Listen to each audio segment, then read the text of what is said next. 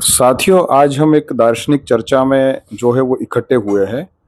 और चर्चा का जो विषय है वो है मनुष्य में देव और दानव, ये दो प्रकार के मनुष्य क्या होते हैं, और अगर ये होते हैं तो ये कैसे बनते हैं, इसके क्या कारण है। और अगर हम इस प्रकार के दानव या देवत्व को डिफाइन करते हैं तो हम दानवों से तो स्वाभाविक रूप से लोग जो है वो चाहते हैं कि भाई दानव कभी पैदा ही ना हो या दानव रहे नहीं इस दुनिया में, सारा कुछ संसार है वो देवत्व वाला हो जाए। तो इस दानव वाली जो सत्ता है उसको कैसे मूल से हटा सकते हैं, इस विषय पे आज हम इकट्ठे हुए हैं। तो हमारे साथ में जो दो साथी हैं इनका परिचय जो है वो आपसे करवाता हूँ। मैं सुरेंद्र प्रधान, गांव चिंदौड़ी से, जिला मेरठ से हूँ और मैं इसकी चर्चा में भाग ले रहा हूँ। उन्हें ये अपने तरीके से अब क्लियर करेंगे इसका क्या कारण है, मनुष्य कैसे देवता बनता है और देवता के बाद राक्षसी गुण उसमें कैसे उत्पन्न होते हैं, इसके बारे में ये संक्षिप्त में सब बात बताएंगे। ठीक है। और हमारे साथ में मदन मोहन जी है, जो कि एक बार हमारे यूएलएम के ओपन मंच पे वक्ता के रूप में आ चुके हैं। आपका थोड़ा परिचय दे दीजिए। मेरा नाम मदन मोहन गुप्ता है। मैं दिल्ली उत्तम नगर में रहता हूँ और गांधी जी के विचारों से प्रभावित हूँ। आज हम देवत्व और दानवत्व मनुष्य के अंदर क्यों जन्म लेता है और इसके हम चर्चा करने के लिए यहाँ इकट्ठे। तो सिरोही जी, आप थोड़े क्वेश्चन से स्टार्ट कीजिए। पहले तो मैं अपना एक क्वेश्चन पूछ लेता हूँ कि आप क्या मानते हैं आपकी दृष्टि से कि दानव और देव जो है वो परमात्मा या जो भी तत्व है जिसने ये रचना की उसने क्यों बनाया है और उसके पीछे उनका क्या कारण होगा। जैसे प्रकाश और अंधकार बोलते कि परमात्मा ने बनाया, इस प्रकार के देव और दानव के उत्पत्ति का आपकी दृष्टि से क्या कारण है।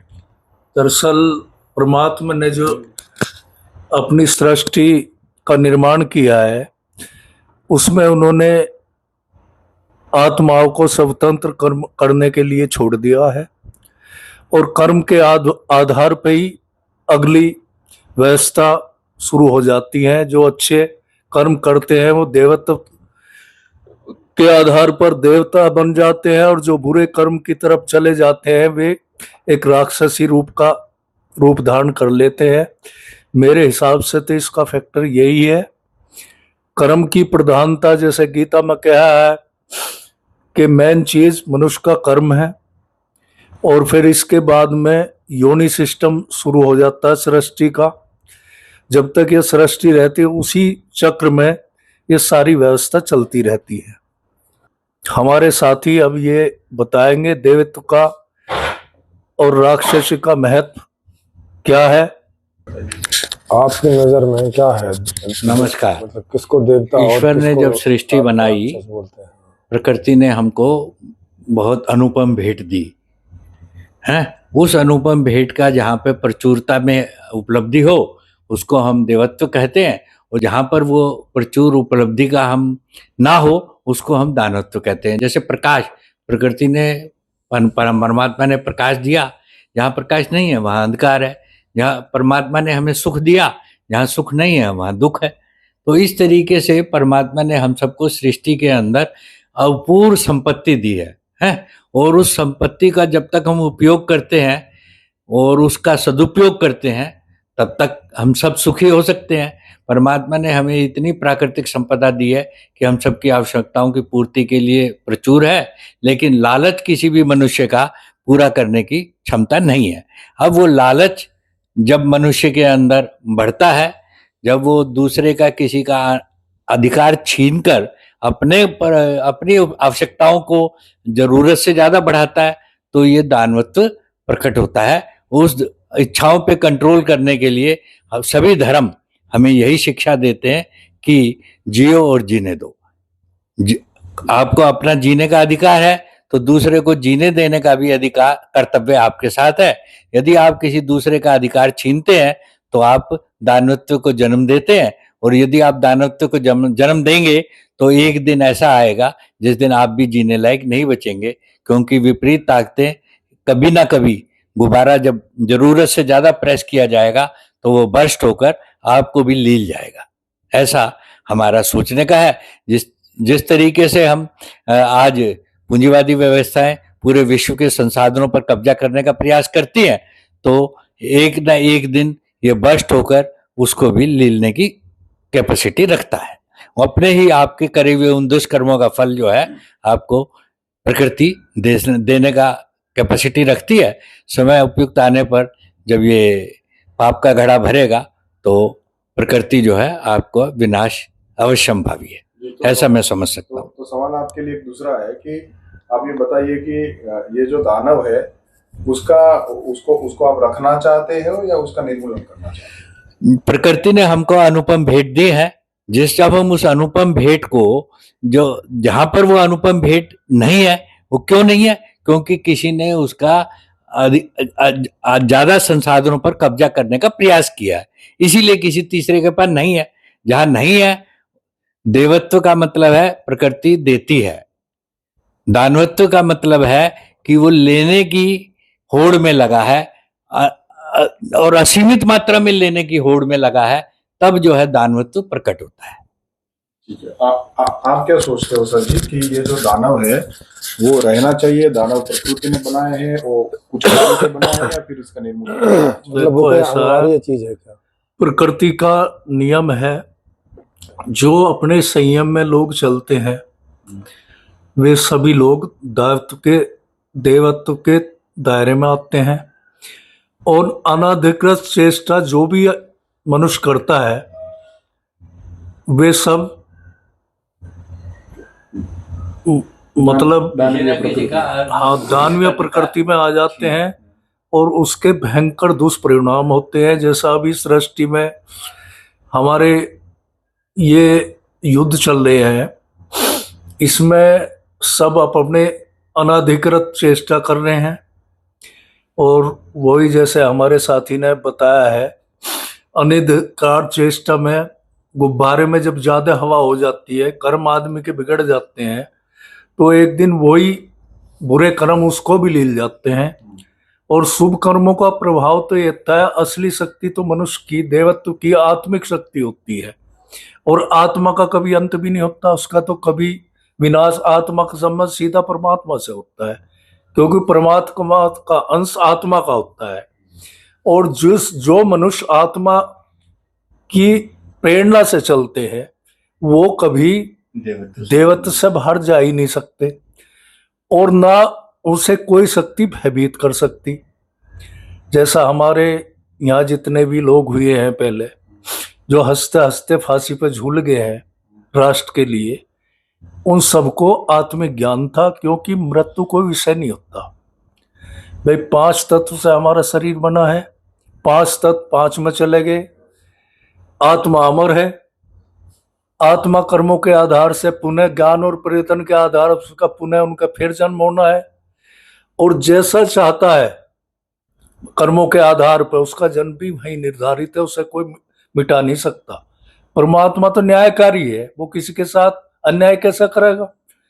अब आप लोगों को ये सोचना है तुम्हें किस तरह के कर्म करने हैं, कर्म के आधार पर सारी व्यवस्था है, और 84 लाख योनि इसीलिए बनी है। जो यहाँ एक जज अपॉइंट हो गया उसका न्याय करने का धर्म है, लेकिन अब वस्तु स्थिति आप देखते हैं अदालतों की क्या हालत हो रही है। पेशगार उनके सामने रिश्वत ले लेते हैं, और उसी पैसे से उनके बच्चे और उनके घरों में उनका यूज करते हैं। तो योनि सिस्टम में कल ये नाली के कीड़े बनेंगे। इसे बहुत गंभीरता से विचार करने का विषय है, क्योंकि कृष्ण जी ने सागर रोटी भी विदुर के यहाँ खाई थी, दुर्योधन का अंश भी ग्रहण नहीं किया था। बुरे यहाँ का तो पानी पीने में भी संस्कार मुंह में तो रोटी आ जाती है, और शक्ति बड़े महल बनाने से आदमी बड़ा नहीं हो सकता। जब तक उसकी सोच अच्छी नहीं होगी और कर्म की प्रधानता अच्छी नहीं होगी, उस पे के बगैर कोई भी मनुष्य बड़ा बन ही नहीं सकता। इसलिए मेरी राय तो ये है कि अपने बच्चों को जिसने अपनी उन्नति करनी हो अच्छे संस्कार दें, अच्छे आहार दिलाए। अच्छे आहार लोगे तो अच्छे विचार आएंगे, अच्छे विचार होंगे तो अच्छे कर्म करोगे, अच्छे कर्म करोगे तो यहाँ भी मस्ती मारोगे इस लोक में भी आनंद से रहोगे और परलोक में भी आनंद से रहोगे। तो मेरे तो विचार ये है कि अपनी कर्म की प्रधानता सुधारो। पद कोई कितना भी बड़ा हो, उसकी गरिमा को जो नहीं जानता, हम गांव में प्रधान भी रहे हैं, हमने देखा है गरीब आदमी आते हैं, बहुत से प्रधान उससे भी रिश्वत ले लेते हैं। और प्रधान पद सबसे महत्वपूर्ण है, क्योंकि गरीब की जो लिस्ट बनती है वो सब प्रधान के थ्रू बनती है, उस पे ही सरकार उनको लाभान्वित करते हैं। और ज्यादातर प्रधान की हालत ये है आज भी, किस्त खाने के लिए ज्यादा प्रधान बनते हैं, क्योंकि पैसा हाल लगा अब इसमें, डायरेक्ट उसका अधिकार ड्रा करने का प्रधान को है। इसलिए अगर जिसने अपने कर्म बिगाड़ने हो, कर्म की प्रधानता खराब कर ली, तो फिर बचता कुछ नहीं आदमी में। तो वो व्यक्ति है, वो आपकी दृष्टि से दानव। हाँ, ये जो इस तरह के कर्म करते हैं अपनी लाइन से हटके, वे सब दानव हैं। तो ये और जो अपनी सोच थी, अब बड़ा कौन है सृष्टि में, जिसके कर्मों से ज्यादा आदमी को लाभ पहुंचता, वे देवता है। ठीक है, तो आप क्या सोचते हो, ये जो दानव है हाँ। वो जो बनते हैं, तो उनको रोकने के लिए आपकी तरफ से क्या संदेश है? नहीं, उनके रोकने का संदेश यही है कि अपने कर्म की प्रधानता ठीक रखो। और रामराज में भी दानव तो और देवता रहे हैं। ये संग्राम, ये तो प्रकृति का एक नियम है। हर युग में देवता हुए हैं, हर युग में राक्षस हुए हैं। तो जिसने अपना जीवन सुखमय बनाना है, उसने देवता की प्रधानता रखनी पड़ेगी। और जिसने बुरे कर्म करके अपना दीन बिगाड़ना, वे राक्षस प्रकृति में चले जाएंगे। उनका यहाँ भी बुरा हाल होगा और ऊपर भी बुरा हाल होगा। इसलिए मेरी तो सुझाव ये है, अपनी कर्म की प्रधानता पर ऐसे कार्य करो जिससे ज्यादा से ज्यादा लोग लाभान्वित हो और आत्मबल बना रहे। इससे अच्छा कोई उपाय नहीं है। एक मिनट में जरा देख लेता हूँ, सही है ना? हाँ, मैं आपको लगा देता हूँ। अब सिरोही जी, आप क्वेश्चन आंसर चालू कीजिए। भाई पहले तो हम ये देखें कि जिसे दैत्य बोल रहे हैं या जिसे दानव बोल रहे हैं, वो है क्या चीज़? मतलब किस आधार पे हम ये तय कर रहे हैं कि ये तो दानव है या ये तो दैत्य है, या ये आदमी इस समय तो दानव है और दूसरे समय दैत्य है? माने कोई कर्म के प्रकार से ही आप तय कर रहे हो ना। जैसे कि कोई आदमी ऐसा कार्य कर रहा है कि जिससे दूसरों को दुख पैदा हो रहे हैं, देखो ये कष्ट पैदा हो रहे हैं। एक जन्म का खेल नहीं है। नहीं, हाँ, सारे ही जन्मों में भी। हाँ, और इसमें ये सब है कि समय समय पे आदमी के भाव बदलते रहे। नहीं तो हम मतलब कैसे तय कर रहे हैं कि अब ये आदमी राक्षसी भाव में है या देवता भाव में है? उसके कर्म से ही ना। देखो ऐसा है, अरे हर तरह का, जैसे लोग, एक तो सात्विक होता है, जैसे मैं अपना ही उदाहरण दूं, जी जी, एक अंडा है। अगर मुझे सारी सृष्टि का भी मालिक बना दिया तो मैं अंडा यूज नहीं कर सकता। ओके, क्योंकि मुझे उसकी कर्म की ये आभास है आत्मिक अंदर से कि हमारे लिए सृष्टि ने बहुत अच्छी अच्छी मेवाएं दी हैं। नहीं मैं वो नहीं पूछ रहा। मतलब आप किस आधार पे किसी आदमी का मूल्यांकन करते हो कि ये राक्षस है या ये देवता है? अच्छा, खाना खाने के बाद हम कैसे करके तय करते हैं कि कोई आदमी दैत्य है या देवता है, माने अच्छा है कि बुरा है? तो वो जो कोई आदमी अगर किन्हीं के लिए दुख पैदा कर रहा है अपने कृत्यों से, तो उसे कहा जाता है कि भाई ये तो गलत आदमी है, राक्षसी प्रवृत्ति है, दैत्यकारी है। और एक आदमी वो है कि जो किसी को दुख वगैरह नहीं करता और अपना उसे जो अपने विषय इत्यादि जो चाहिए, वो जो समय के लीगल तरीके रहते हैं उनसे उसको प्राप्त करने का प्रयास करता है। वो तो राक्षसी उसमें आता ही नहीं। राक्षसी प्रकृति तो वो हो जो हम अपने लाभ के लिए, दोनों तो लाभ के लिए ही करते हैं ना, सारे मनुष्य तो लाभ के लिए ही करते हैं, अपने लाभ के लिए दूसरों का अहित करते हैं। हाँ, दूसरों असली राक्षसी प्रवृत्ति तो वो है, वही तो जो दूसरों और को जिसमें हमारा लाभ हो रहा है, किसी का अहित हो नहीं रहा। हाँ, तो राक्षस प्रकृति तो वहां रहती नहीं। हाँ वही तो बता रहा हूँ। तो ये दो ही बात है ना। हाँ, कि भाई एक तो हमने किसी को बिना कोई दुखी किए अपना लाभ लिया, ठीक है, और एक किसी को दुखी करके अपना लाभ लिया। हाँ। यही तो दो बात है।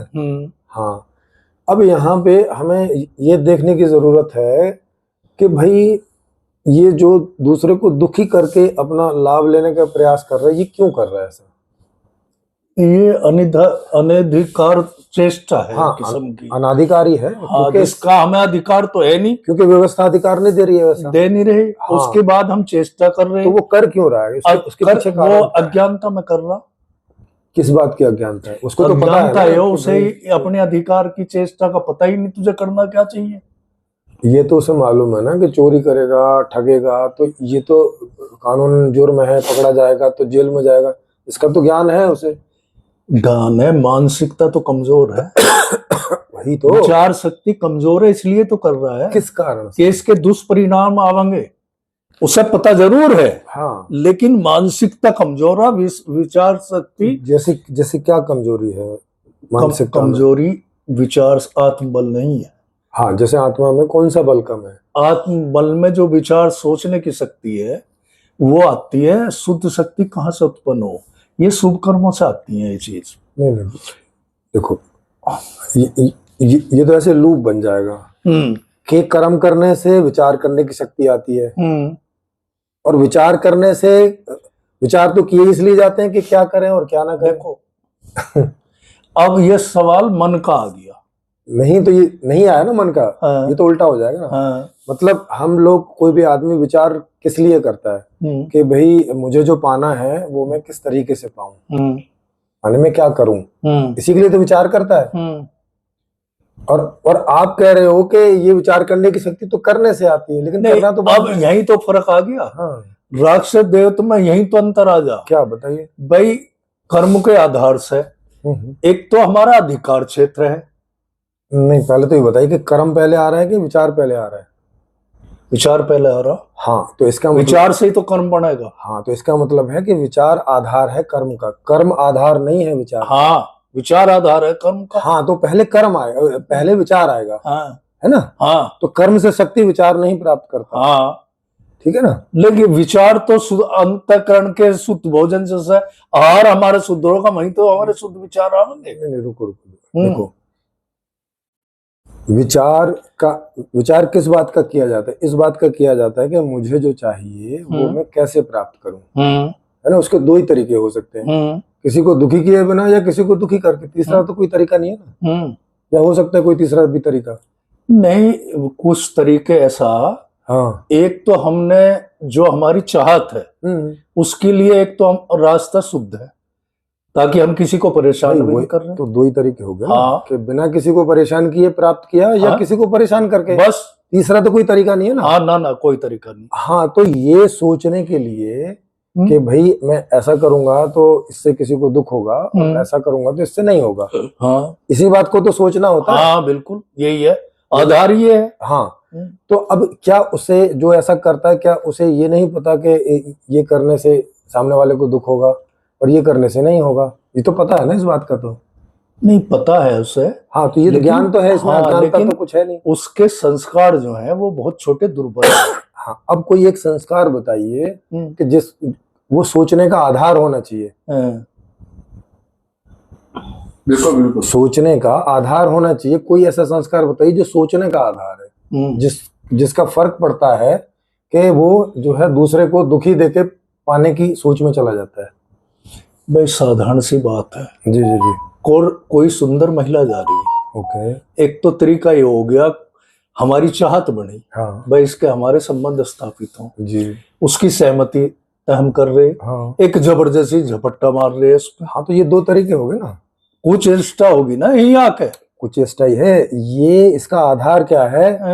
ये सोचने का कि मैं जबरदस्ती ले लूं या मैं पूछ के लूं। हाँ, मैं पूछ के संबंध बनाऊं, हाँ, या जबरदस्ती संबंध बना लूं, ये जो विचार आ रहा है इसका क्या आधार है? मतलब किस वजह से ये तो ऐसा सोच रहा है और वो तो वैसा सोच रहा है? भाई यही तो कर्म की प्रधानता है। देखो, फिर वही कह रहे हो, पर्दा कर्म करने के लिए ही तो सोचना पड़ रहा है ना। नहीं, कर्म तो बाद में है ना। कर्म करने के लिए अभी कहाँ उसने कर्म किया है? अभी तो महिला देखी अच्छा, है। सोच से तो कर्म बढ़ गया ना। अभी कर्म करेगा, अभी करा नहीं है। नहीं अच्छा कर्म करेगा। भाई अभी तो महिला देखी है उसने है। और फिर अंदर इच्छा पैदा हुई है कि भाई मुझे संबंध बनाना है। उसके परमाणु का तो असर आ गया हमारे में। किसके परमाणु? मानसिकता तो उससे ही बनेगी हमारी। किससे? अभी करा तो कुछ है ना ना। नहीं, कहने का मतलब विचार से ही आ जाए तो चीज। विचार भाव आए। हाँ तो ये भाव से ही तो ऐसा रहा। हाँ तो अब अंदर दो तरह के विचार हो गए ना। हाँ। एक आदमी कह रहा है कि मैं भाई पूछ के सहमति से करूंगा। हाँ एक कह रहा है कि ना पूछने की क्या जरूरत है, बस जाओ और रेप कर लो। अरे हाँ, हाँ। हाँ तो ये जो दो अलग तरह के विचार आ रहे हैं, इसका कोई सोर्स होगा ना कि भाई इसमें तो ऐसा इसमें तो ऐसा। वो क्या है? तो कर्म तो हो नहीं सकता ना, कर्म तो अभी बाद में आएगा, पहले ये कैसे तो आएगा? पहली बार की भाव बात आ है। गया ना। पहली भाव बार की बात है। भाव की तरंग आ गई ना इसमें। कौन से भाव की? जैसा हमें भाव तो संबंध बनाने का है, नहीं उसे भी बनाना है उसे भी बनाना नहीं, एक तो संबंध नैतिकता तो बना लिया हमने। है। इसी बात का तो अंतर है कि एक नैतिकता से बना रहा है, एक अनैतिकता से आ गया। हाँ तो ये अंतर किस बात से आ रहा है? ये विचार से ही तो आ रहा है ये। इसी बात का तो विचार कर रहा है कि नैतिकता से कर लूं कि अनैतिकता से कर लूं। तो यही तो देवता तो राक्षस का अंतर यही तो आ जा। तो उसका सोर्स क्या है? किस वजह से ऐसा अंतर है? दो ऐसे कैसे बन गए? अच्छा, बनाने वाला एक ही था। हाँ, बनाने वाला वे एक ही था। एम दोनों का एक ही है। हाँ एम दोनों संबंध बनाना चाहते हैं और संबंध काय के लिए भी सुख मिलता है। हम्म, और तो कोई, दोनों का एक ही एम है, हाँ, बस तरीका एक हो गया, एक जबरदस्ती वाला और एक असहमति वाला। देखो तो ये जो दो अलग अलग तरीके पैदा हो रहे हैं एक ही आदमी में, दो समय में अलग अलग, या दो अलग अलग आदमियों में, इस गलत वाले तरीके का सोर्स और जो नैतिक वाले तरीके का सोर्स कहाँ से आ रहा है? यही पाप पुण्य का ये तो प्रकृति तो आ रहा पाप तो अभी ये करेगा, ईश्वर की अभी गति- करा कहाँ है। है? ये तो ईश्वर की गति तो आ रहा। हाँ, इसका मतलब है कि ईश्वर करवा रहा है। हाँ ईश्वर, कि इसको तो ऐसा बोल रहा है कि तू जबरदस्ती वाला ईश्वरी- सोच। और देखो ईश्वर की गति तो ये है, कर्म करने में तो हम स्वतंत्र है। सर कर्म अभी हुआ नहीं है, नहीं, अभी तो पहले विचार विचार तो आ गया है। हाँ तो ये विचार का सोर्स क्या है? ये मतलब किसको रेस्पॉन्सिबिलिटी? ये तो अंतरिक्ष से आ रहे, ईश्वर की गति तो आ रहे विचार। हाँ तो कहने का मतलब है कि ईश्वर ही किसी के ऊपर अनैतिक वाले विचार फेंक रहा है और किसी के ऊपर नैतिक वाले फेंक रहा है। हाँ मतलब आदमी तो रेस्पॉन्सिबल नहीं है ना। हाँ, नहीं आदमी कर्म करने में तो स्वतंत्र है। सर कर्म तो बाद में होगा ना, पहले तो विचार आ रहे हैं ना। नहीं विचार तो आ रहे हैं, उसने तो अब तो बस सृष्टि बचा दी। कर्म जैसे भोग तो हमारा फिर वैसा ही है। रुको रुको, देखो कर्म निकलेगा विचार से, है ना। विचार अनैतिक होगा तो अनैतिक कर्म निकलेगा, हाँ और विचार नैतिक होगा तो नैतिक कर्म निकलेगा, यही ना। हाँ, जब मैंने पूछा कि भाई ये दोनों आ कहां से रहे हैं, ये जो नैतिक विचार और अनैतिक विचार, ये तो आपने बोला कि सृष्टि- कई अंतरिक्ष ये में से तो आ रहे हैं। सृष्टि से आ रहे हैं, सृष्टि, तरंग द्वारा। रुको रुको, सृष्टि मतलब यही ना जो हमारे चारों हाँ, तरफ है। और इसका पिछले जन्म का भी हमारा आधार बना हुआ है। अभी पिछले जन्म का कहाँ चले गए? पिछले जन्म में क्या आधार बन एक गया? मिनट एक मिनट, ये जो बात कर रहे हैं वो सृष्टि के ऊपर पहले जो स्त्री और पहले जो दो पुरुष है उसकी बात कर रहे हैं। हैं। पहले जो पैदा भाई हुए, पहली बार भी किसी पहली ने, बार, पहली इससे बार पहले तो कर्म नहीं होगा ना। अच्छा। पहली बार, हाँ पहला जो मनुष्य पैदा हुआ उसकी बात है। भाई एक आदमी ने 100 बार रेप कर दिया उसकी बात नहीं कर रहा हूँ। पहला रेप किया ना, तो कोई उसे संस्कार तो है नहीं है रेप करने का, पहली बार कर रहा है ना, तो उसका हम सोर्स देख रहे हैं कि भाई वो कहाँ से आ रहा है, उसका सोर्स क्या है, देखो कारण क्या है। यहाँ अब है क्या, हाँ। सृष्टि ने फिर एक सामाजिक संरचना हुई, सामाजिक सिस्टम आया, पर प्रकृति की रचना कहाँ पे हुई? अब सवाल तो ये हो गया, हमारा एक स्वभाव बना। नहीं, हम तो खाली अभी इसी स्टेप पर ध्यान दीजिए कि हमें जो विचार वो आ रहे हैं हमारे अंदर, उसका सोर्स क्या है, बस उसका। प्रकृति पे अभी पहुंचेंगे पीछे अगर उसकी जरूरत पड़ेगी तो। अभी तो इसका एक स्टेप का ही बताइए बस। उसका तो सीधा ईश्वर की गति का खेल है।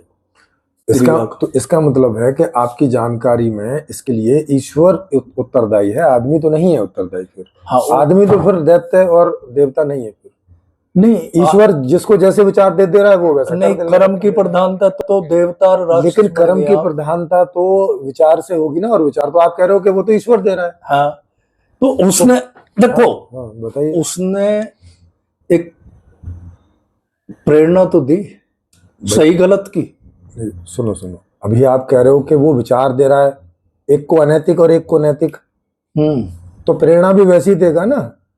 भाई नैतिक वाले को नैतिक प्रेरणा देगा, अनैतिक वाले को अनैतिक देगा। ऐसा क्यों देगा कि आपको विचार तो अनैतिक देगा लेकिन प्रेरणा नैतिक देगा, और मुझे अनैतिक विचार देगा और लेकिन प्रेरणा नैतिक दे देगा, ऐसा क्यों तो करेगा? ये तो सारा ईश्वर के अधीन चला गया, तो सारा मैटर नहीं, आदमी का तो फंक्शन ही खत्म हो जाएगा। इसीलिए मैं पूछ रहा हूँ। लेकिन आप तो कह रहे हो कि दैत्य और देवता वो अपनी वजह से होता है। जब वो अपनी वजह से है ही नहीं तो उसका जो कर्म आएगा वो उसका फल इसे क्यों जाएगा, जब ये उत्तरदायी ही नहीं है उसका आपके हिसाब से? आप जैसा कह रहे हो, अब या तो उसे दोबारा चेक करो कि आपने कहाँ चेक किया कि ईश्वर ऐसा कर रहा है देखो या करवा रहा है। प्रकृति का जो निर्माण हुआ वो स्वभाव से हुआ। ये आप जान के कह रहे हो या ऐसी सुन के और वैसे रिपीट मार दे रहे हो? नहीं, जान के मेरा जो अध्ययन करा, हाँ, मतलब उसमें स्वभाव से 3 गुण बन गए। नहीं, स्वभाव से किसके स्वभाव से? आदमी के प्रकृति के स्वभाव से। आदमी के प्रकृति कौन से गुण बन गए?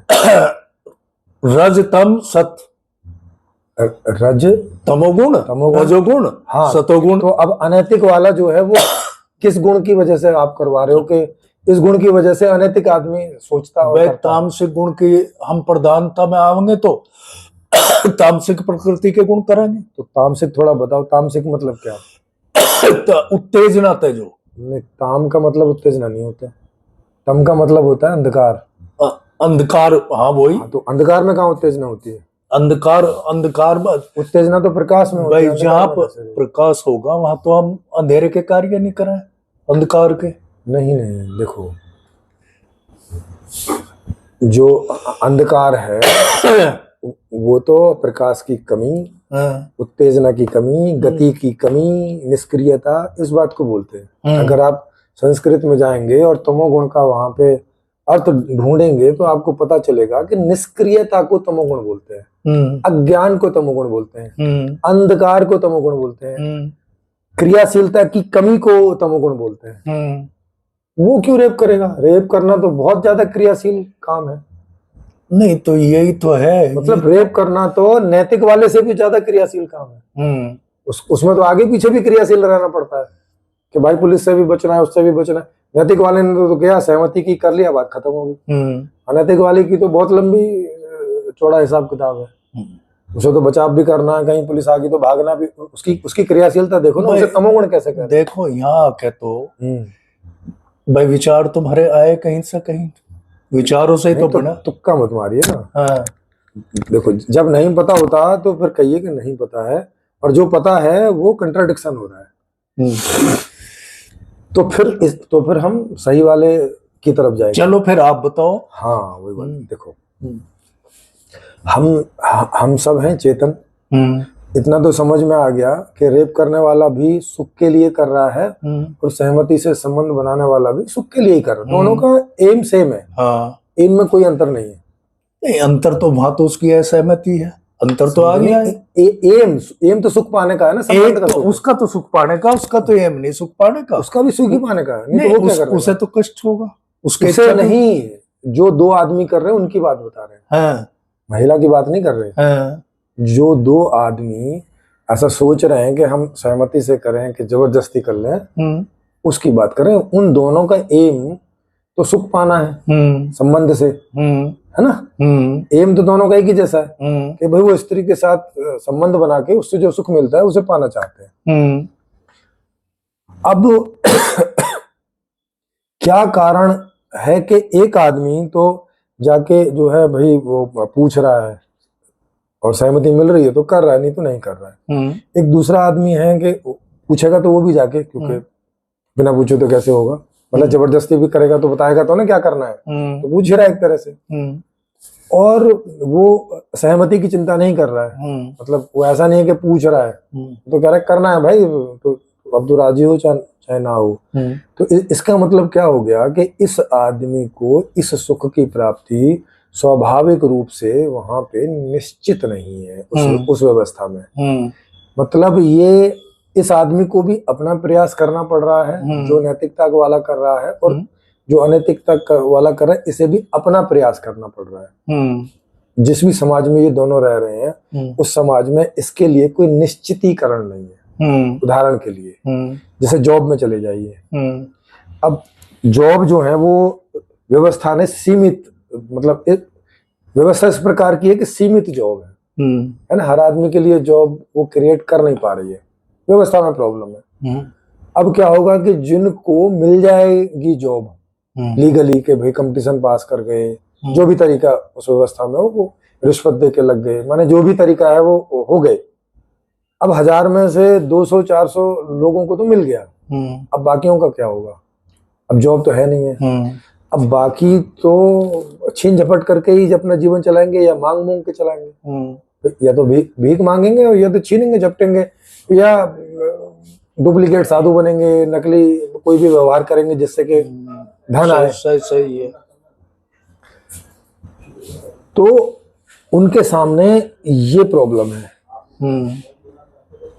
दूसरा कि अगर किन्हीं को कभी कहीं कोई जॉब कहीं कोई मिलने की आशा भी रहती तो उसमें इनकम इतनी कम है कि वो उसका आकर्षण बन नहीं पाता है। लेकिन यार सारे दिन वहाँ करेंगे और 8,000-10,000 मिलेंगे, इससे तो रोटी भी नहीं मिलने वाली है। जरूरत की पूर्ति नहीं हो पाती। हाँ, जरूरत की पूर्ति नहीं हो पाएगी। सही है। हाँ, तो इससे हमें ये समझ में आता है कि अगर हम ऐसी व्यवस्था कर पाए कि जिससे हर आदमी को जो भी चाहिए होता है जीवन में, वो उसको उचित आपूर्ति उसकी होती रहे, स्वाभाविक व्यवस्थागत रूप से, पर ये निश्चित हो, उसे अपना प्रयास उसमें इन्वॉल्व करने की जरूरत ना पड़े, कि उसे अपना दिमाग लड़ाना पड़े। तो सरकार से आएगी व्यवस्था। हाँ, सरकार से ही आएगी, बिना सरकार के तो आ नहीं सकती है। यस, बिल्कुल सरकार से ही आएगी। हाँ। इसका मैं जैसे आपको उदाहरण बताऊं, जैसे अभी चश्मों की व्यवस्था हो रखी है ना, कि कुछ लोग जो हैं चश्मे अपना बना के बेचते हैं और बैठे हुए हैं कि आप अपनी आंखें टेस्ट करवाओ, आपके हिसाब का बना के हम आपको दे देंगे, इतना पैसा आप दे दीजिएगा, है ना, इसकी व्यवस्था बना रखी है। और 150-200 रुपए में भी मिल जाता है ना। तो जितने लोगों के पास इतना पैसा रहता है वो तो वहां जाते हैं और अपने करवा लेते हैं। अगर कल को कुछ ऐसा हो जाए कि जैसे अभी युद्ध वगैरह हो रखे हैं और ये प्लास्टिक पेट्रोल से बनता है और ये बहुत महंगा हो जाए, पता चला कि 10,000 का चश्मा हो जाए, जैसे अभी गैस महंगी हो रही है तो चश्मा 10,000 का हो जाए, अब उस समय कितने सारे लोग इससे बाहर हो जाएंगे इसको बनवाने से। वो उनके पास तो 10,000 चश्मे के लिए तो नहीं है। वो क्या करेंगे अगर उनको देखने में प्रॉब्लम है, कुछ इस तरह का है, तो वो सीधी सी बात है कोई इधर उधर के हथकंडे अपनाएंगे, छीन के भागेंगे, करेंगे, उसके कनपट्टी पे पिस्तौल लगाएंगे, बोले बना नहीं तो गोली मार देंगे, उसके बच्चे का अपहरण करवा लेंगे, बोलेंगे 10 लोगों का चश्मा बना, फिर छोड़ेंगे, वो कुछ भी करेंगे, ऐसा फिरौती मांगेंगे। तो जब तक हम माने इसका जो कारण हमें पता चला वो ये पता चला कि समाज में जितने हमारे लोग हैं उनकी जितनी मांग है उसकी आपूर्ति समाज की व्यवस्था कर नहीं पा रही है। ये कारण निकल के आता है अगर हम इसे सोचे। ना इसमें कोई ईश्वर कारण निकल के आता है कि वो कोई सोचवा रहा है किसी से, ना ये कि आदमी कोई ऐसा है कि वो जबरदस्ती बैठ के सोचे चले जा रहा है, क्योंकि आदमी तो बस इतना सोच रहा है कि मुझे जो चाहिए वो कैसे मिले भाई साहब। अगर आप सिंपली दे देते हैं तो वो नहीं, फिर नहीं। अब दूसरा कारण आ गया इसमें। हाँ, वो बताइए। एक आदमी तो अपनी व्यवस्था 1 लाख में बना लेता है। हाँ। एक 10,000 में इतनी सुंदर व्यवस्था बना लेता है अंड फंड के खर्चे दूर कर दे, तो आदमी और जीवन यापन 10,000 में इतना सुंदर जीतता है। हाँ। कि वो आनंद में रहता है। वही बताओ, तो ये भी तो आदमी को है ना। 1 लाख में भी ऐसी व्यवस्था बनाए, दारू पीवेगा, अंडे मीट खावेगा, और दुर्व्यसन करेगा, इसके बारे में होटलों में ठहरेगा। हाँ, इसके बारे में एक आदमी तो मतलब आर स्टेशन पर लौट जाएगा अपना लत्ता बिछा के, एक को 10,000 का कमरा चाहिएगा। हाँ, तो जीवन पद्धति का भी तो सवाल आ गया ना। अब इसको भी सोचते हैं ना। हाँ, इसको भी सोचते हैं कि ये बात हमने आदमी के ऊपर क्यों छोड़ रखी है कि भाई आप तो अपनी व्यवस्था 1 लाख में करो, आप तो 10,000 में करो। ये भी तो आदमी के ऊपर छोड़ दिया ना फिर। इसका मतलब इसमें भी व्यवस्था की कमी है ना। ये तो सारी फिर सरकार पे डिपेंड हो जा। वही उसी तरफ जा रहे हैं हम, उसी तरफ। देखो, अगर हमने एक 10 लाख का चश्मा बना रखा है और एक 10,000 का बना रखा है, तो हम आदमी को ये मौका, ऐसा करने का मौका दे रहे हैं ना कि एक 10 लाख वाला आदमी खरीद के ले जाए और एक 10,000 वाला ले नहीं, देवत्व में राक्षस में अंतर आ गया ना। देखो, अब तो आप व्यवस्था पे चले गए। हम उस पे इसलिए जा रहे हैं कि अब पहले तो हमें ये देखना है कि इसका कारण कहाँ पर मौजूद है।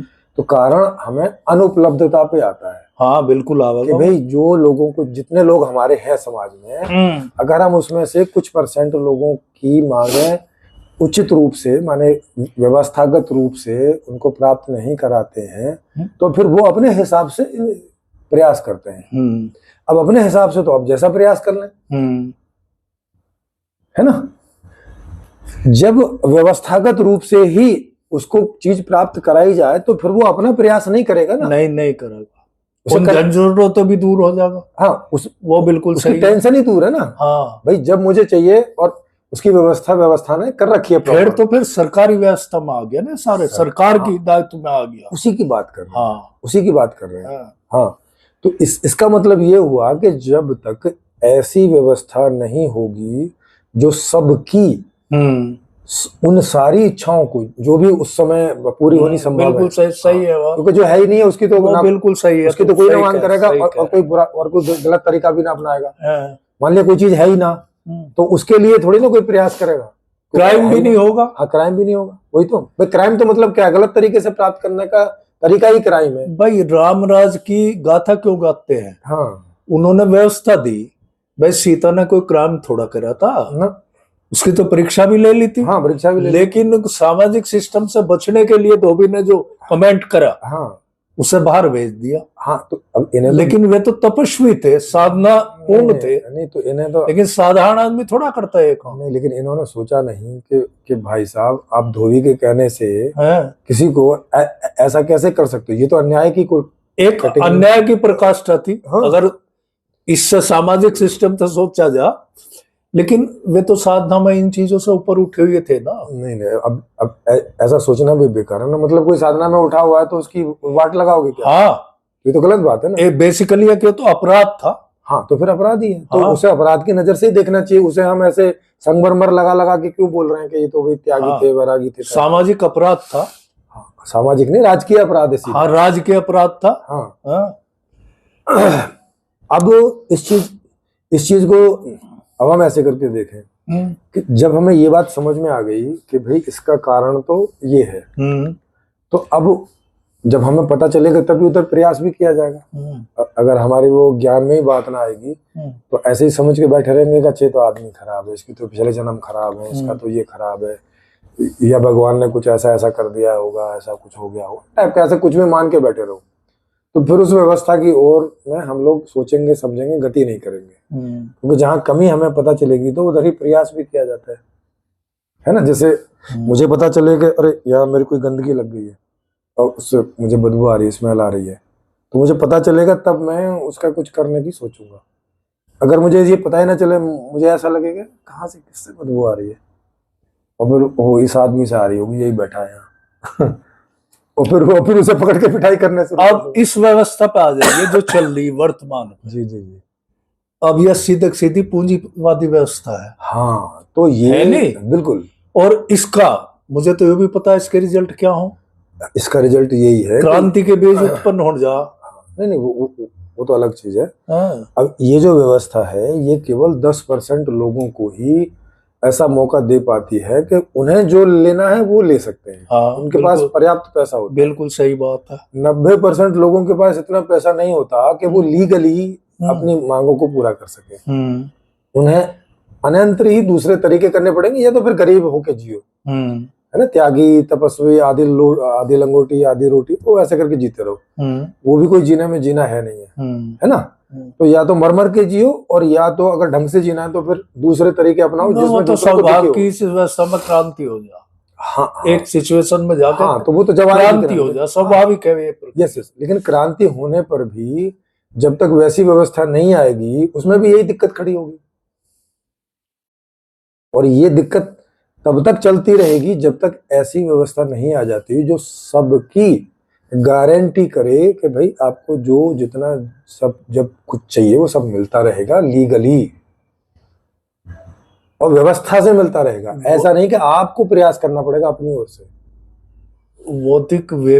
वैदिक व्यवस्था तो ये चीज होंगी तो संभव है, वैदिक गुरुकुल व्यवस्था, पद्धति तो नहीं हो सकती। वैदिक में ऐसी कोई व्यवस्था नहीं लिखी हुई। गुरुकुल पद्धति है क्यों नहीं? गुरुकुल में कोई व्यवस्था थोड़ी है। मनु स्मृति जो लिखी है मनु जी ने, हाँ। उसमें सारी व्यवस्था है ये। आप बताओ, जैसे उसमें आर्थिक व्यवस्था क्या है? नहीं, आर्थिक ये है, वहां वर्ण व्यवस्था होगी।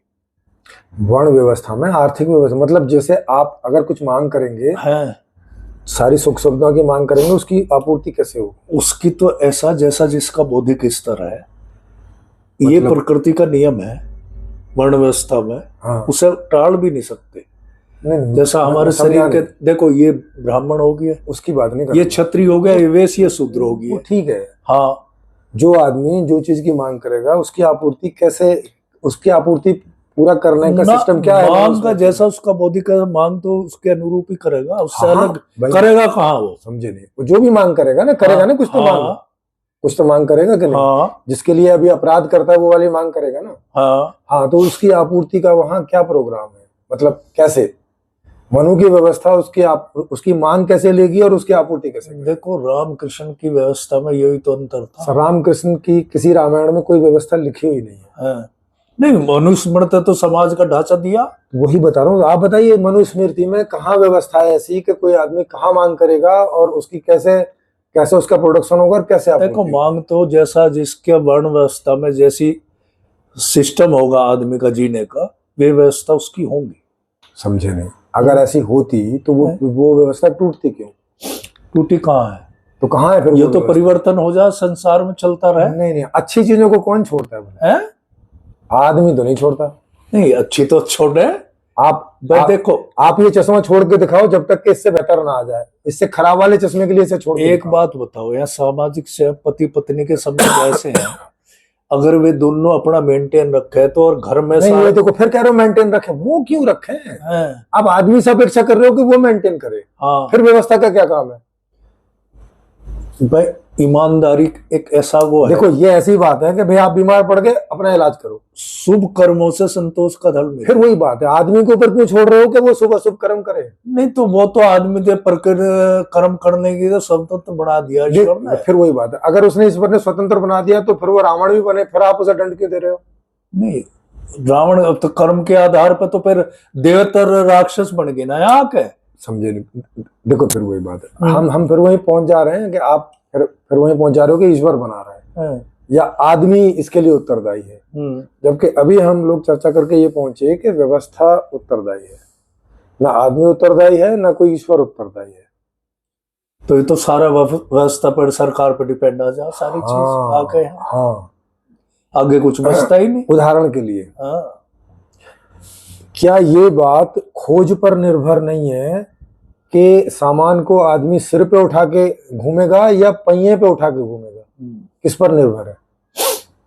ईश्वर पर या आदमी पर? ये तो आदमी पे है। कैसे भाई, हम पहियों पे तो सरलता तो ले जाएंगे बोझ सर? को। पहले पहिया कोई खोजेगा ना, हाँ, बिना खोजे कौन पहिए पे ले जाएगा? आविष्कार हुआ है। तो आविष्कार कोई आदमी करेगा? हाँ, आदमी करेगा। और सारे लोग तो आविष्कार करते नहीं। नहीं नहीं। लेकिन पहिए तो सारे लोग चलाते हैं। हाँ, हाँ, इसका मतलब ये हुआ कि आविष्कार पर निर्भर है किसी आदमी का या तो बोझल मरना या बिना बोझ के काम करना। किस पर निर्भर है?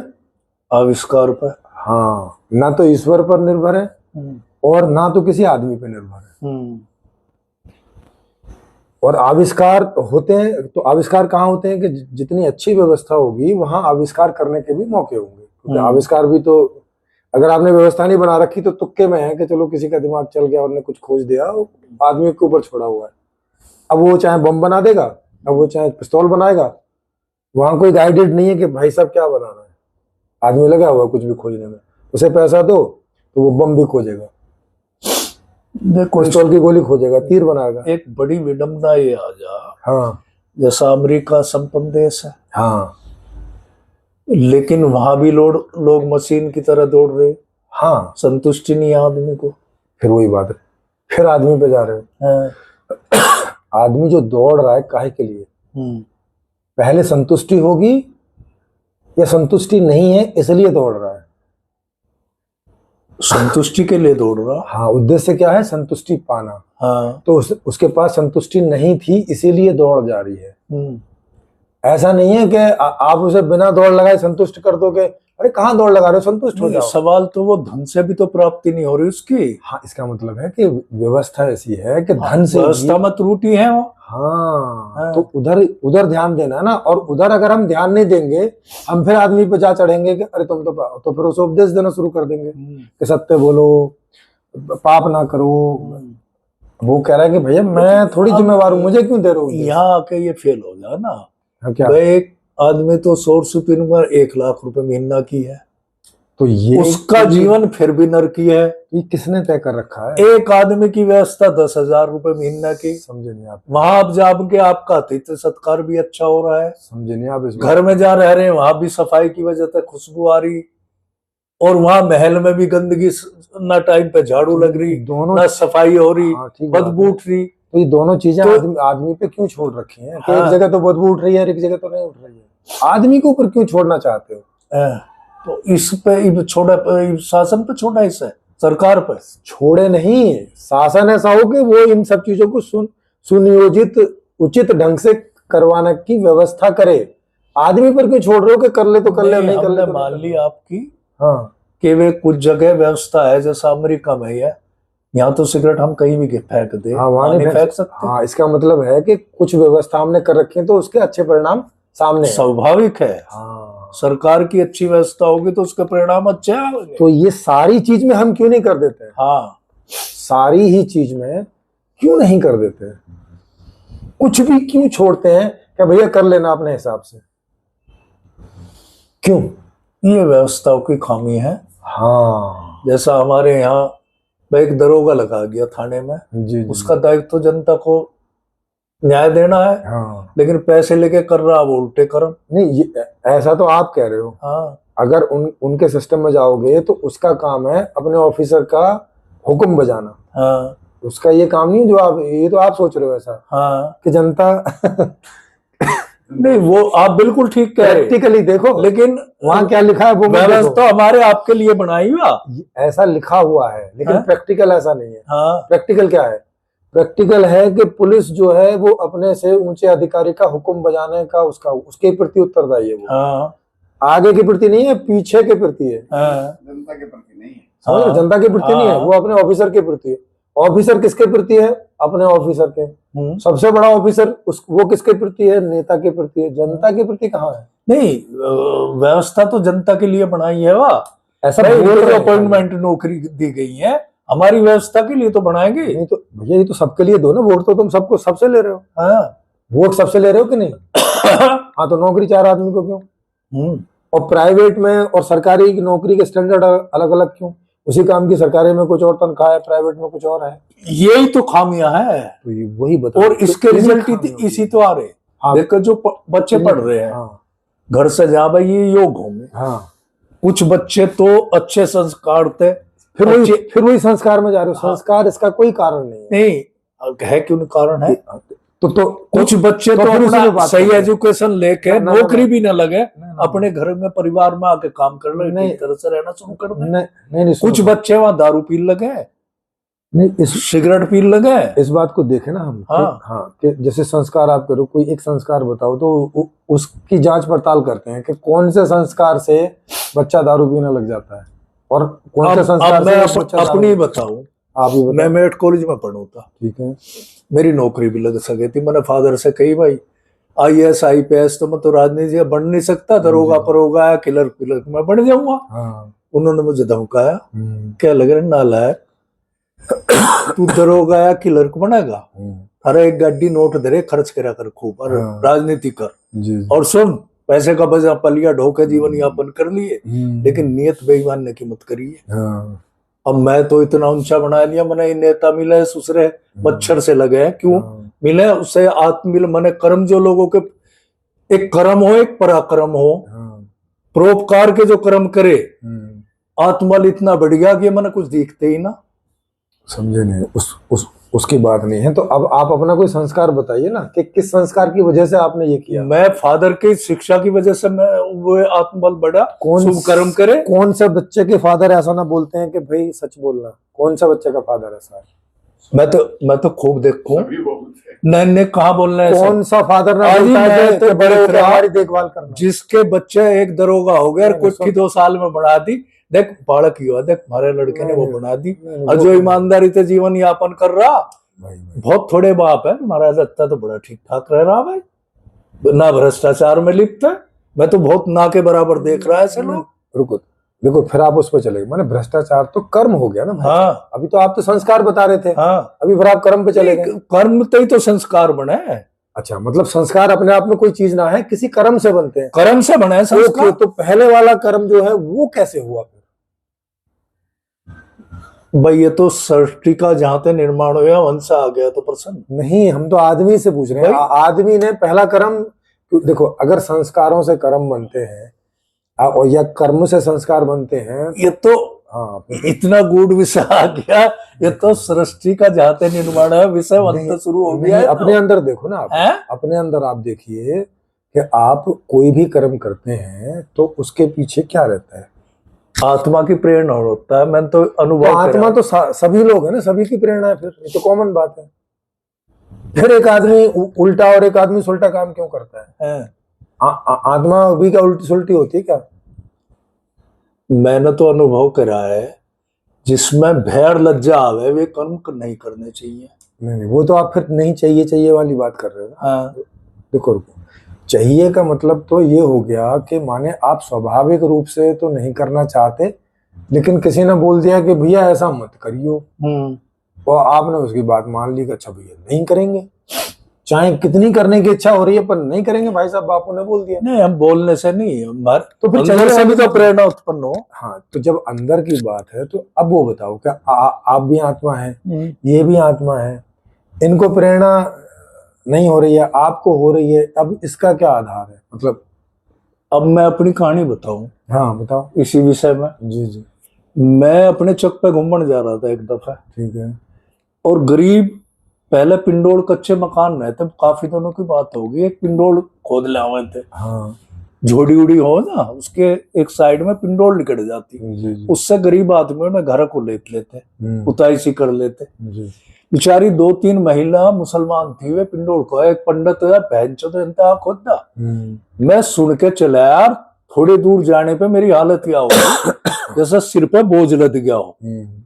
मगर भाई तू तो मरेगा, मगर बहनचो कसाई सरकारी जमीन में भी गरीब आदमी को नहीं खोदने देता। हाँ, मैं चल दिया, इसका सड़क चाटे और मारूंगा। हाँ, इतने में बेचारी खोद के चली आई। हाँ। अब वो भी चला गया। मेरा गुस्सा जब शांत हुआ, अब तो ये आत्मिक प्रेरणा थी वो मेरी। रुको, इसी को देखते हैं। मतलब किसी को तो कोई फर्क नहीं पड़ता, सुन के चले जाता, हाँ और या वो दूसरा तो उसको रोक भी रहा था। हाँ। आपके अंदर ऐसा हुआ कि भाई आपको ये बात बुरी लगी, तो अब इसमें अंतर कहाँ देख रहे हैं? अंतर तो विचार तो आत्मिक प्रेरणा से ही तो आया वो। लेकिन आत्मा तो तीनों ही है ना। देखो तीनों आत्माएं, तो तीनों के पास आत्मिक प्रेरणा है ना भाई।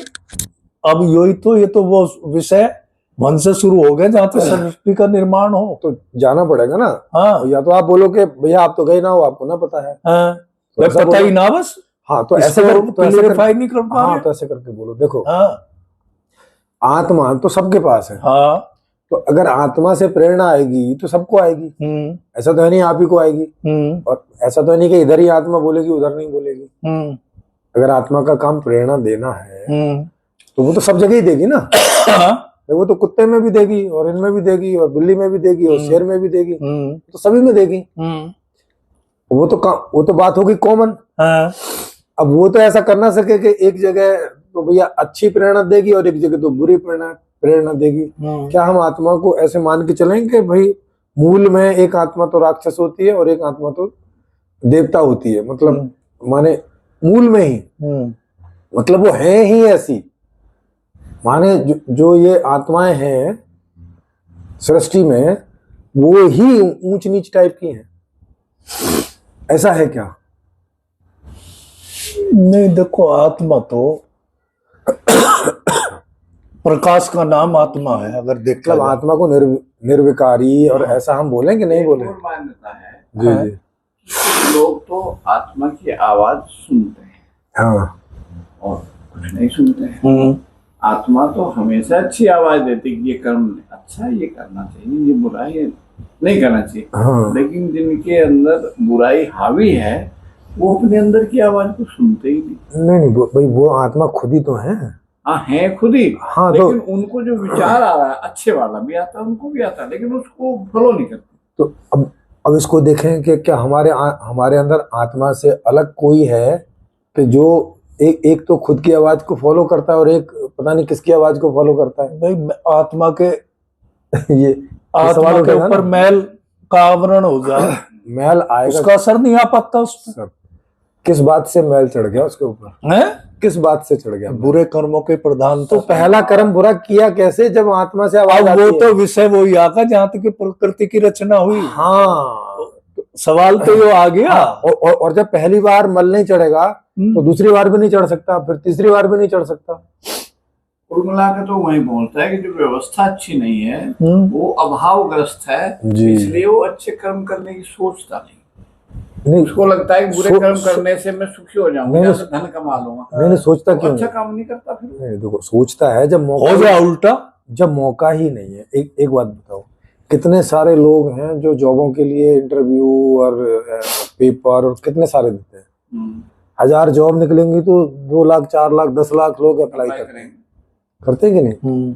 और आज सबको मालूम है कि भैया जॉब इतनी सी है और तुम अप्लाई कर लो, लेकिन मिलेगा थोड़े लोगों को, है ना? तो अब उन्हें ये सब चीजें पता हैं, तो अब वो क्या करेंगे? वो देखते हैं कि भाई हमारी स्थिति कंपटीशन में बन सकती है कि नहीं। अब बन नहीं सकती तो वो तो फिर फीस भी ना जमा करते एग्जाम की, एग्जाम में खामोखा ये 500 रुपये और क्यों दिया जाए। तो फिर वो क्या करते हैं, वो अपना कुछ ना कुछ दूसरा हिसाब किताब ढूंढते हैं। दूसरे मीन्स ढूंढते हैं जिससे हम सब सक्सेस हो जाए। हाँ अब या तो प्राइवेट में देखेंगे, अब प्राइवेट में कहीं सूटेबल हो नहीं रहा है तो सोचते हैं कि चलो भाई, अब उन्हें संयोग से कोई आदमी टकरा जाए, अब वो बोले देख भाई मेरे पास ऐसा तरीका है, एटीएम तोड़ लेंगे, या मेरे पास ऐसा तरीका राहगीरी करेंगे, है ना? तो वो भी सोचते हैं चलो करके देख लेते हैं। अब करके देखिए और फायदा भी हो गया, तो यार ये बढ़िया था, ये बढ़िया तरीका है, तो लग पड़ते हैं जब तक। और पकड़े गए तो फिर सारा जीवन जेल में लौटेंगे। नहीं ये भी उन्हें पता है हैं? कि भाई साहब 5 करोड़ केस चल रहे हैं, जिनका निपटारा सरकार के बस की तो है नहीं अगले 50 साल में करना। एक और से केस ही चलता रहेगा। एक और सही। देखो मैं अपने अनुभव की बात बताता हूँ। हाँ हम प्रधान थे जी। मैंने स्पेलर वगैरह पूरा प्लांट लगा लिया, ट्रकों तो सिर्फ समझाने शुरू कर दी, जी। ट्रैक्टर तो उसकी पिड़ाई शुरू कर दी, 4-5 साल चलाया और मैंने देखा उसमें एक नया पैसा नहीं बचा। हाँ और मिस्त्री मैं चाहता उसमें बचत कहाँ से शुरू होती, हाँ मिलावट तो भाई 2 ही नंबर का कुछ गैली करना शुरू हो पड़ता जाती। है ना। हाँ वो मिस्त्री जो उनने जी भी बताना शुरू कर दिया, मैं कह लगा हमारे बच्चों ने मत बता दिए। अब मेरे सामने खर्चे की समस्या आ गई, प्रधानों के संबंध मेरे हाई फाई, कहीं जी, कमिश्नर अथॉरिटी है, जी, यार कितने साथियों तो होगी है। जी। और इस बात में ध्यान रखिएगा कि आप तो मतलब स्वभाव से उस तरह से कि भाई आप दूसरों को दुख पहुंचाने में आपको दुखी होता है, परेशानी होती हो, हाँ, उसको ये इतनी खराब स्थिति हो रही है तो बाकी का क्या होता होगा। अब उसकी दूसरा पहलू देखिए आप। हाँ मैंने सोची रहा देखी जागी, तू जमीन फेर ले ली, एक चकता अलग 7 बीघे जमीन थी वहां। हाँ मैंने फटाक देने से बेच दिया। हाँ मगर चल दोबारा अपनी साइड में फिर खरीद लिए। वह 73 सब तो महंगी बिके, 73,000 रुपए बिके में। जी जी। साल भर पीछे वहां हो गए 7 लाख के भाव, और फिर आज हो गए 30-40 लाख के भाव। अब ना खरीदी जा। अच्छा जी, ना तो वह जमीन खरीदी जा, इब भी नहीं खरीद सकते। हाँ, और समस्या आ गई, लड़की हो रही थी शादी लाख पढ़ लिख के। जी जी। मैंने सोची भाई तो बेंचो सारा खेल बिगड़ गया। हाँ 10 लाख रुपए में प्रधानी में आराम खा सकूं था, वहां नियत नहीं थी खाने की। हाँ भाई जनता का पैसा हम क्यों खावें। जी जी। तो मैं सोच रहा था भाई यह जमीन दूसरी साइड की थी, या बिक जा तो लड़की की शादी हो जाए, ना बिजनेस पे लगा देंगे। हाँ देखिए मैं ये विचार कर रहा था। जी जी जी। डाकखाने वाला आता है एक, नुके जी थारे बच्चे ने कोई से ना फार्म भरा होगा और शायद गलत भरा गया, यो है था अपॉइंटमेंट लेटर रेलवे का, एक बच्चे का।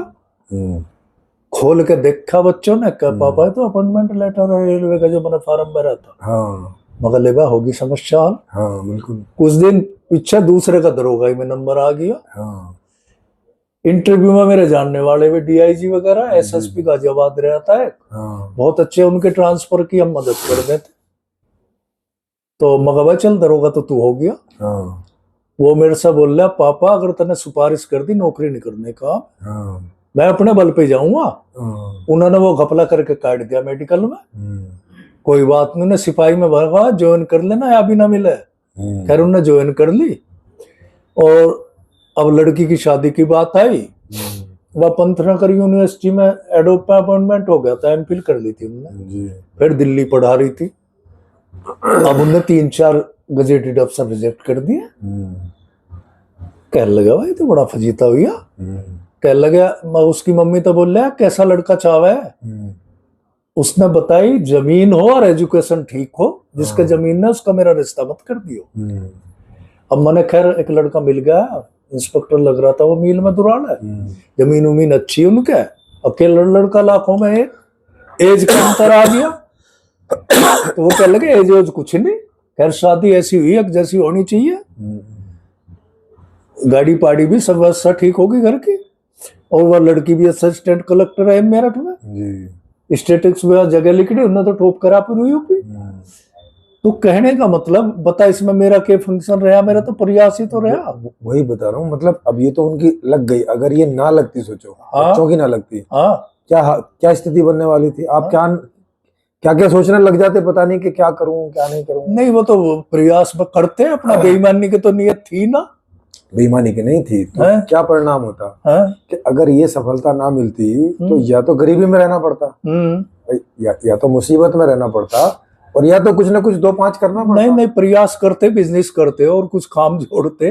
देखो बिजनेस में जैसा आपने करके देखा, उसमें अगर 1 नंबर से कर रहे हैं तो फायदा नहीं हो रहा है, 2 नंबर का करना नहीं है तो कितने बिजनेस करके देखोगे।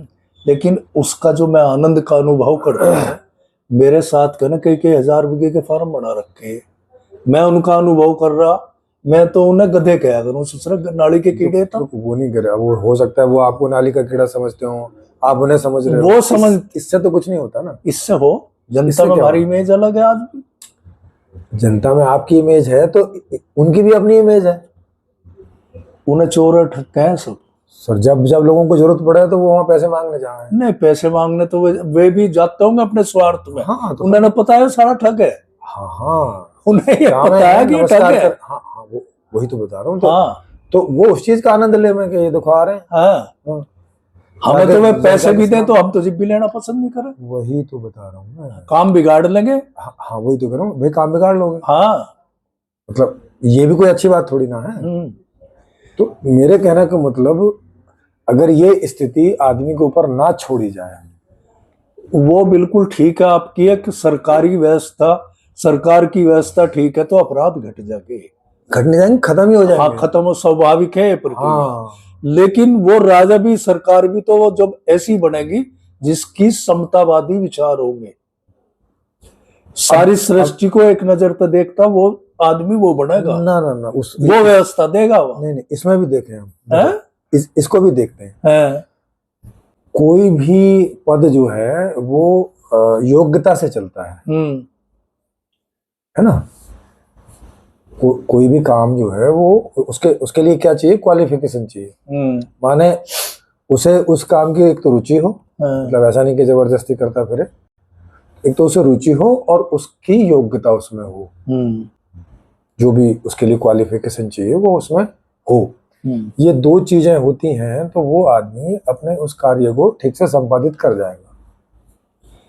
अब एक बात बताओ आप, हाँ संपन्न परिवारों के बच्चे मैं देख रहा बहुत लोगों के, लड़के लड़कियों के, वहां जाकर हॉस्टल व्यवस्था उनकी रहती है। उन्हें पूरी सुविधा देते हैं परिवार वाले। और वे ज्यादातर, कोई तो लड़के लड़की दोनों ही शराब पी लें, सिगरेट पीनी शुरू कर दें और उसका दुरुपयोग करके उस हालत में आ जाके वे मजदूरी करने की भी हैसियत में नहीं रहते। फिर देखिए कि समाज तो आत्महत्या कर ले और जिनके दिन शुद्ध हो वे बदल के अपना सही लाइन पे भी आ जा। व्यवस्था में सिगरेट, तो इसमें सरकार की कहाँ कमी रहेगी। हाँ वही बता रहा हूं। सवाल तो यो है। रुक जाओ, अगर आपको ऐसा लगता है कि शराब सिगरेट ये खराब चीज है तो इनका प्रोडक्शन क्यों करवा रखा है सरकार ने? भाई बच्चे को दिखेगा तभी ना। ना वह सही है, वन से वो बंद हो लाइन तो जी भी तो सुधार होगा। हाँ मतलब जो चीजें हमें लगता है कि खराब है, ये तो ऐसी हो गया कि बच्चे के सामने लाके रखना और फिर उसको बोलना भाई पिए ही मत ना, ये तो खराब चीज है। सरकार ने दोनों महकमे खोल रखे ना, एक शराब बंदी भी है, मद्य निषेध विभाग भी है, हाँ और आबकारी भी है। हाँ बताओ। पैसा वसूलने के लिए, वो सरकार भी को है। आमदनी के लिए बट टैक्स भी ले रहे हैं। हाँ। तो इसका मतलब है कि ये मुद्दा भी व्यवस्था व्यवस्था खराब का है। है। व्यवस्था खराब है। हाँ सारी चीज तो व्यवस्था की है। हाँ तो ये जो हम इतना लंबा डिस्कशन कर रहे हैं ये इसी बात के लिए कर रहे हैं कि चीजें आदमी के ऊपर ना छोड़ी जाएं, और अब उसके कई कारण है कि क्यों ना छोड़ी जाएं। जैसा हम देखते हैं कि सभी लोगों की बुद्धि का स्तर अलग अलग होता है, हर आदमी एक अलग तरह का है, उसकी रुचियां अलग होती हैं, पसंद नापसंद अलग होती है, हर आदमी एक यूनिक टाइप का अपने आप में एक अलग पर्सनैलिटी होता है। तो अगर आप आदमी के ऊपर वो सारी चीजें छोड़ दोगे इक्वली कि भाई तुम अपना हिसाब किताब तुम देखो, अपना हिसाब किताब तुम देखो, जितनी भी मामलों में छोड़ दोगे, तो उसमें जो आदमी ज्यादा बुद्धिशील होगा वो तो सरवाइव कर जाएगा, और जो एक लेवल से कम बुद्धिशील होंगे वो तो मारे जाएंगे। नहीं मारे जाएंगे। तो व्यवस्था इसीलिए तो है कि भाई वो सबके लिए हो, खाली बुद्धिमान लोगों के लिए ना हो ना। तो इसीलिए कोई भी चीज आदमी पर ऐसे नहीं छोड़नी चाहिए कि भाई तुम देख लो। देखो ये हमें कोई तुम्हारी मतलब नहीं इस बात व्यवस्था की बहुत सुंदर बात है। अब इसमें प्रश्न ये उठे, जैसा बुद्ध था, हाँ भाई वो तो राजसिक परिवार में पैदा हुआ, जी राजपाट छोड़ के वो चला गया हाँ ज्ञान के लिए कि ये व्यवस्था, हमारा जन्म क्यों हुआ, ये आधार क्या है जन्म होने का, हाँ। वो तो ज्ञान की खोज में निकल गया। और जो उन्हें पूरे जीवन कभी नहीं मिला, मिला क्यों नहीं? उन्हें कहाँ मिला कि काय के लिए जन्म हुआ है। उनका तो मत चल रहा है, उनकी तो पूजा कर रहे लोग। सर पूजा तो चोर डकैतों की भी होती है, नहीं। पूजा तो काली की भी होती है जो चोर डकैती करते हैं। लेकिन उनका तो पूजा से तो आधार कोई दिया, हाँ। भाई पीपल के नीचे बैठे कहाँ बोध गया में, कुछ भी किया हो। हाँ भूखे न दही से मुंह के लगी पाई, तब ज्ञान की प्राप्ति हुई। हाँ, देखो ये तो हिस्ट्री कह रही वो तो खुद ही बता रहे हैं, वो क्या कह रहे हैं कि इस दुनिया में दुख ही दुख है और कुछ है नहीं है। है। 4 आर्य सत्र देखे हैं उनके, 4 आर्य सत्य। मैं और नहीं पढ़ा मैंने उसको। हाँ तो मतलब उनका पूरा जो इन्वेंशन है, उनकी जो पूरी खोज है वो इन 4 नियमों पर है सारी। बाकी उसी का वो है, उसी की व्याख्याएं हैं। पहला है कि भाई ये जो संसार है ये दुख रूप है। वो किस निर्णय पे पहुंचे कि ये जो पूरी दुनिया है ये अल्टीमेटली दुख रूप है। चलो बोलो अच्छा फिर क्या करा जाए इस बात का, आत्महत्या करें क्या करें, मतलब जिए कि नहीं जिए। इसके बाद यही सवाल खड़ा होगा ना। अगर हमने ये स्वीकार कर लिया कि भाई चारों तरफ तो दुख ही दुख है, तो अब अगला सवाल यही खड़ा होता है कि इसे जियोगे या इसमें से जाओगे, तो जियोगे या जाओगे, क्या चुनाव करना है। तो उन्होंने बोला कि आत्महत्या तो नहीं करनी है, तो क्या करना है। बोले एक साधना है और उससे हम दुखों से दूर हो सकते हैं। अच्छा जी ओके, क्या साधना है। बोले साधना ये है कि अंदर जैसे ही इच्छाएं पैदा हो उन्हें वहीं दबा दो। उनका टेंट हुआ, उनका गला वहीं दबा दो। काहे के लिए इतनी मेहनत कर रहे हो, जो इच्छाएं पैदा होंगी उन्हें भोगना नहीं है, जीना काहे के लिए है।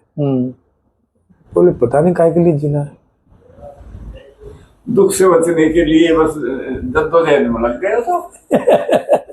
अच्छा समझ रहे हो। अब इसे किस स्तर से ज्ञान बोलोगे, इसमें क्या ज्ञान जैसा है। चलो खैर वो शायद हमने नहीं पढ़ा पूरा। हाँ और फिर उसकी एक साधना है अष्टांग, एक उनका अष्टांगिक योग है जो योग दर्शन की जैसा ही मिलता जुलता है। अब ये ऐसा ही हो गया कि जैसे भाई इच्छा ही सारे दुखों का कारण है, तो इच्छा जैसे ही अंदर ऐसे अपना ध्यान साधना करो तो आप जब वो इच्छा पैदा होगी तो आपको मालूम चल जाएगा कि हो रही है भाई साहब। तो अब उसे पूरी करने में नहीं जाना है। मतलब भूख भी लगे तो भी दूसरों का पैदा किया हुआ मांग के ले आओ खा लो। मतलब उतना भी खुद नहीं करना है जाके। तो दूसरा क्यों करेगा भाई, वो क्यों खिलाएगा आपको?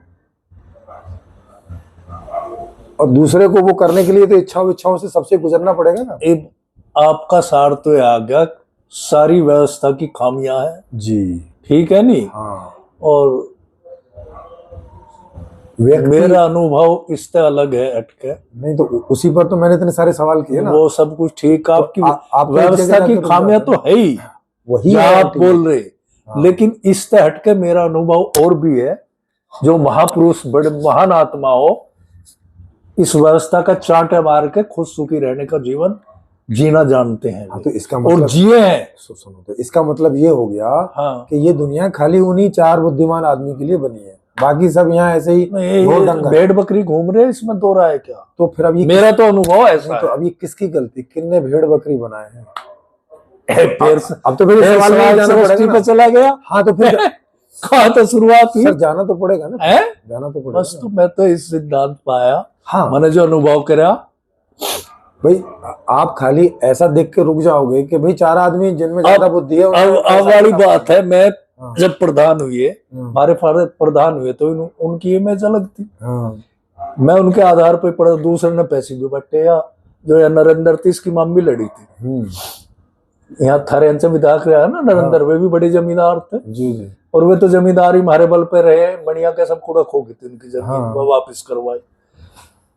अब हम तो लड़ाई झगड़ा में हमारे नुकसान हुए, उनकी हालत अच्छी थी, उनने पैसे भी खूब बांटे, मैंने वो समझाया, मगर ये मेरे फादर के नाम पे चुनाव, तेरा पैसा सा काम नहीं करा। हाँ। वे हार गए 200-300 वोट पर। और मैंने तो जाकर सिर्फ एक बात कही, मैंने वोट भी नहीं मांगी। हाँ। भाई जो गरीब आदमी ने पिटे, मेरी वोट मत दे दियो। हाँ। एक ने गरीब के ब्राह्मण के उस पर कब्जा करना है, मैंने साले का जोड़ा कर दिया उस कैप्टन का। हाँ। उसकी पिट्टा भी और साले की सजा भी कराऊंगा। नहीं तो फिर तो यही हो गया ना कि भैया हमसे जैसा बनेगा हम करेंगे, और तुमसे जैसा बने तुम करो। तुम करो, और तुम जीत जाओ, तुम जीत जाओ, हम जीत जाए, हम जीत हम जाए, जीत जाए। हाँ तो फिर तो ये बात होगी। हाँ, हमारी अपनी व्यवस्था। हाँ। यहाँ सरकार और कल को रुको तो, और कल को वो बंदूक लेके आ जाए कि भाई साहब ये तो जीत गए, ऐसे मारो, और फिर बन जाएंगे। है, अब क्या करोगे? नहीं, हम तो साले का पहला गोली मारने की चेष्टा करा के। तो इसका मतलब फिर तो ये हो गया ना कि ये दुनिया ताकतवर की है बस। हाँ है।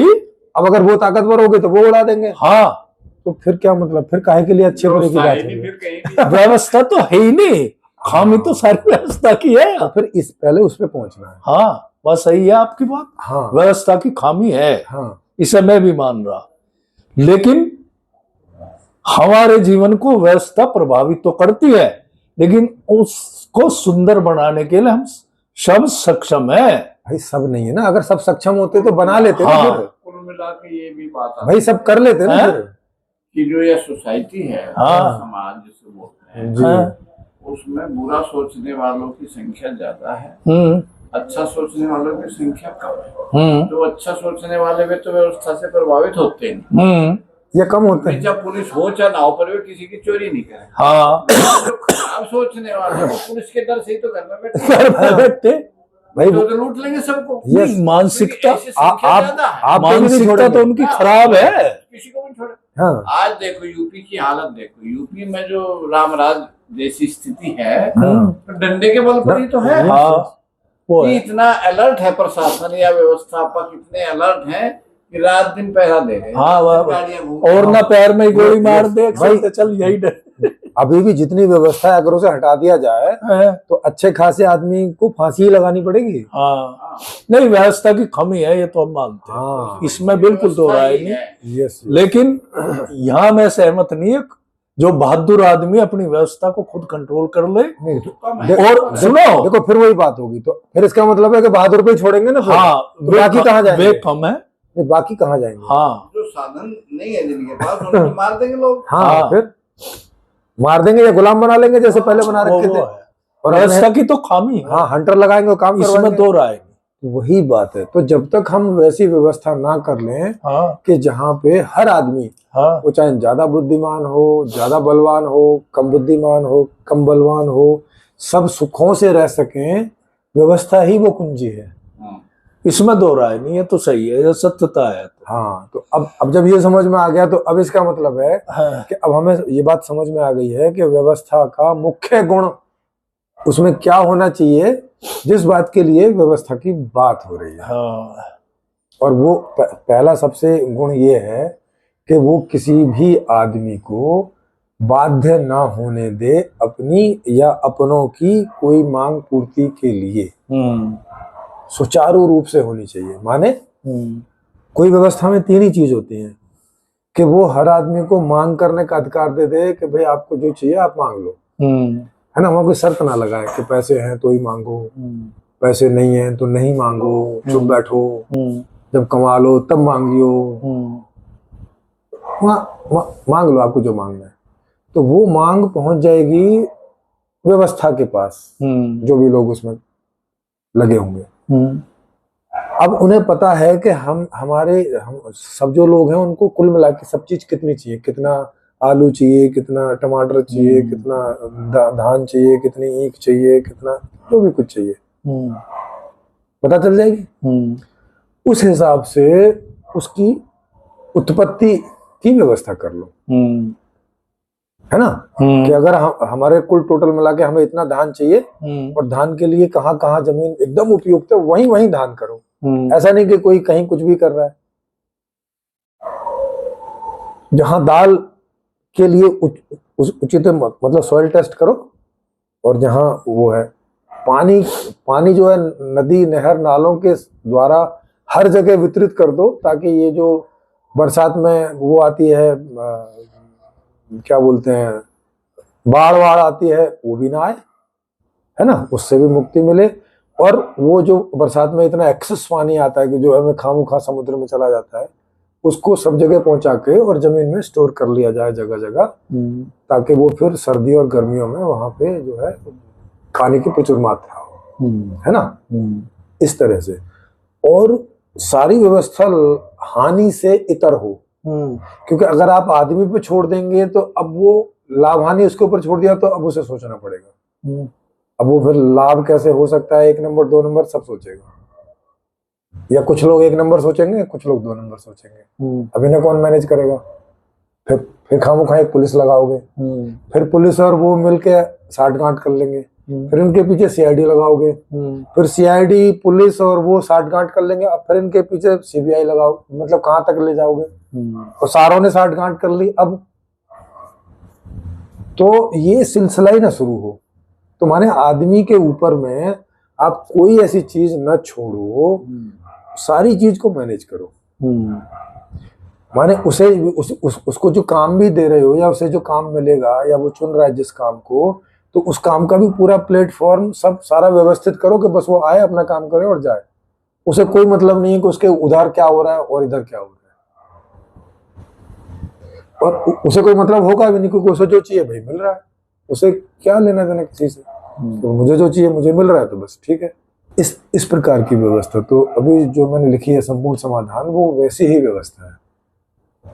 ये व्यवस्था की तो खामी है ही, व्यवस्था तो ही सुधार होगा इसमें। हाँ, बिना व्यवस्था तो हो ही नहीं सकता। जी जी जी, ये तो स्वाभाविक प्रक्रिया है, हाँ प्रकृति की प्रक्रिया है। जी तो जी बिल्कुल, क्योंकि व्यवस्था हटाते ही हाँ ताकत की प्रक्रिया शुरू हो जाती है। हाँ वो है ही। अब जो वही तो चल रही, हाँ, अब चल ना रही। हाँ वही चल रही। अमेरिका जो कह रहा है मैं तो मारूंगा, परमाणु बात तो तू क्यों रखे, क्यों नहीं रखे भाई? वही देखो, मैं मारूंगा रोन भी ना दूं। हाँ मतलब मारूंगा भी और रोन भी ना दूं। ये तो है, इसमें तो दो राय नहीं, व्यवस्था की खामी तो है। हाँ तो और ये व्यवस्था तो सुधार हो सके, बिना व्यवस्था हो ही नहीं सकता। जी जी, व्यवस्था का सब्स्टिट्यूट व्यवस्था ही हो सकता है, व्यवस्था ही हो सके, आदमी के ऊपर छोड़ना नहीं हो सकता। वो आदमी के ऊपर छोड़ोगे तो फिर ताकत बुद्धि जिसमें ज्यादा है वो मौज करेगा और बाकी सब दबेंगे। वो तो है व्यवस्था।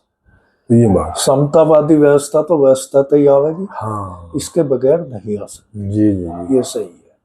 तो पूर्ण हो गया वहां हमारा आपका ये वाला विषय पूर्ण हो गया। हाँ कि आदमी को अच्छा बुरा बोल के बात खत्म मत कर दो। हाँ, इसका कारण जो है मूल में उसे जानो और उस पर कुछ करो। उसका व्यवस्था की खामी है। हाँ गांधी जी को लो आप और इसे बंद करो। हाँ, मेरा अपना संवाद जी जी, हमारा आपका पूर्ण हो गया है ये वाला ठीक है। हाँ, लो इसे बंद करो। जी जी।